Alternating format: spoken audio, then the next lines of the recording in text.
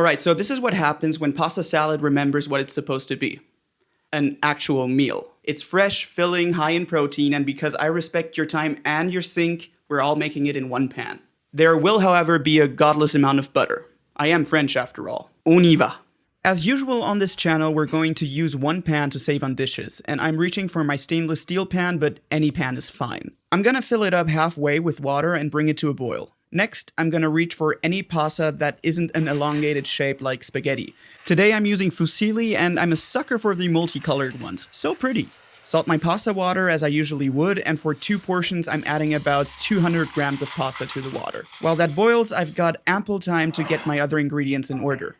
200 grams or about a pint of cherry tomatoes. Use any kind of tomatoes you want, but cherry are my favorite. I'll cut those in half, and I wouldn't go any smaller than that, otherwise they'll just disintegrate. This recipe is also a great lesson in season as you go. I can perfectly visualize how much salt I want on the tomatoes for them to be perfectly seasoned. Same goes for the pepper. This ensures that every element of our salad is seasoned to perfection.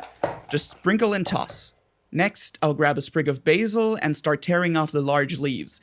I'll keep the tiny ones at the tip for garnish later. The large leaves I'll stack into each other, roll the entire affair up tightly like a cigar, and chop them into fine strips. Sprinkle that over top the tomatoes.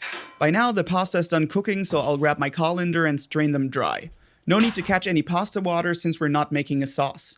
I'll let them cool and drain thoroughly in the sink until I need them later. Check out these mozzarella pearls. Adorable, aren't they? You can use small mozzarella balls or cut up a big chunk, it's totally up to you. I like to add about 200 grams of cheese to mine. Again, visualize and season.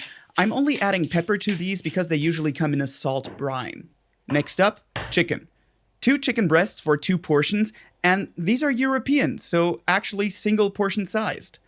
Anyway, I'm gonna season them with the basics. Salt and pepper, enough for both sides, and my special weapon of choice are these dry tomato flakes. They give a ton of umami, and when they char a little bit in the pan, it gives the chicken an extra dimension. Finally, to avoid splatter, I'll oil the chicken instead of the pan and thoroughly rub the seasonings all over the breasts. Lay those into a dry pan over medium heat, ensuring good contact, and since we're using stainless, it will only release from the pan when the first side is set and brown, but who says that's a bad thing? These are going to take anywhere from 3 to 5 minutes per side, depending on their size, so I'll give my salad some finishing touches.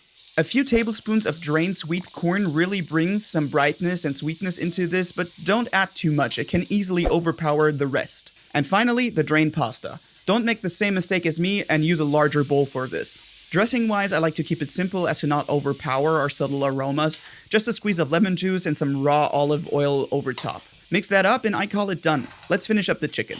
I'll flip these after about 4 minutes on side A, and don't worry if some of the seasoning got charred. We want that, and most of it's going to fall off anyway. Once it's flipped, I add a godless amount of butter into the pan. I am French after all.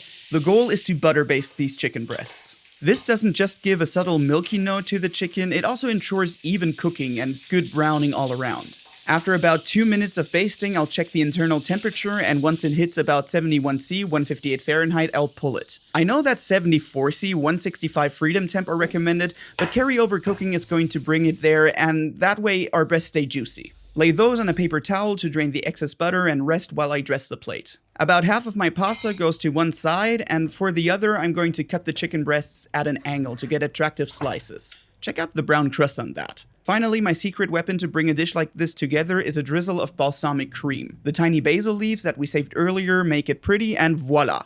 High-protein pasta salad for the summer.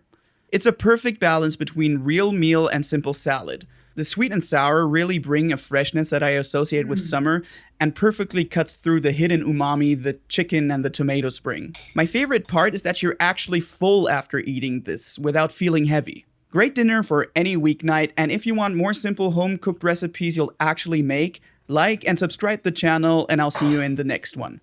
À la tienne, Etienne.